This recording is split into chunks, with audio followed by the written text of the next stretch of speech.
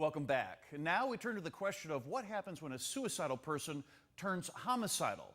Rarely do people who want to harm themselves want to harm others, but in recent years there has been a disturbing trend. We're talking about campus killings. Earlier this year, the horror hit at Northern Illinois University. Before that, there was Virginia Tech, Columbine, and so many others.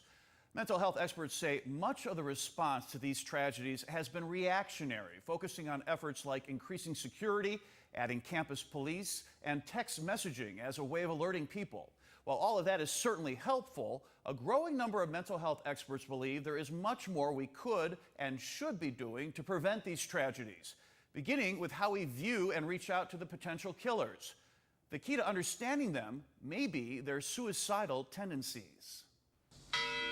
Just after 7 a.m., April 16, 2007, Sung-Wee Cho begins his shooting spree at Virginia Tech, killing 32 people before taking his own life. Valentine's Day 2008, Stephen Kazmierczak shoots and kills 5 people in Cole Hall on the NIU campus and injures 17 others before finally taking his life. At Columbine High School in Colorado, an Amish school in Pennsylvania, and several other school shootings, the gunmen all eventually committed suicide. But we focus on the mass killings. Those are mass murders, but really what they are suicides preceded by mass murder. Dr. Carl Bell, a psychiatrist with the University of Illinois, believes we have it backwards. To prevent more of these tragedies, he says we need to realize what they really are. He calls them suicides preceded by mass murder. What you've got in the Virginia Tech guy and all these other folk who commit suicide after they perpetrate the mass murder are people who are depressed and suicidal, and they're trying to make a big statement.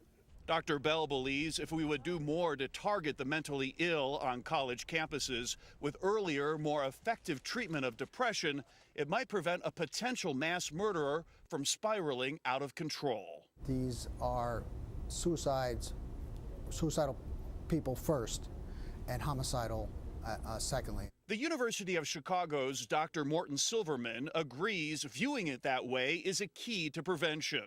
Sung-Wee Cho's behavior and writings alarm professors and police. He was put through a commitment hearing and found to be potentially dangerous, but there was no follow-up to ensure he got treatment. Stephen Kazmierczak's parents and high school knew about his mental illness, schizophrenia, and he was reportedly obsessed with the shootings at Columbine and Virginia Tech. But still, he slipped through the cracks in college, and just weeks before his rampage, Kazmierczak took himself off the antidepressant Prozac. These particular people are not getting the assistance that maybe could have made a difference in terms of counseling, and it results in these kind of tragedies. Nancy Zars of the Chicago School of Professional Psychology says the campus killings have been a wake-up call. Colleges are reaching out now more than ever to troubled students. And while in the past, privacy concerns may have prevented parental notification, as was the case with Sung-Wee Cho, now faculty are being encouraged more than ever to speak up about students who worry them. And that has resulted in greater demand for mental health services. We wanted to ask Northern Illinois University about its response, but our requests were turned down. In a statement, we were told, excessive media coverage of campus threats clearly contributes to their proliferation. Dr. Carl Bell believes there is a copycat element to the threats and shootings. He points out that there are already specific guidelines that the media follow because of the concern over suicide contagion. And he thinks similar guidelines might help to reduce campus killings. When there's a suicide, the media should not report where it happened, how it happened, what weapons were used, et cetera, et cetera, et cetera, because people will imitate that behavior. Scientific research has proven that suicide contagion is a very real phenomenon, and so we in the media take certain precautions before reporting on suicides, if we report on individual cases at all. But there have been no studies done to date to determine if there is a copycat element to the campus killings as well. Dr. Bell says he's working on putting together such a study to try to prove his theory.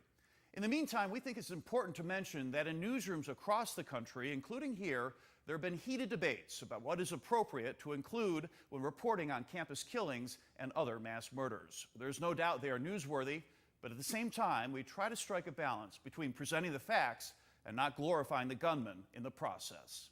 Stay with us. We'll have more in a moment.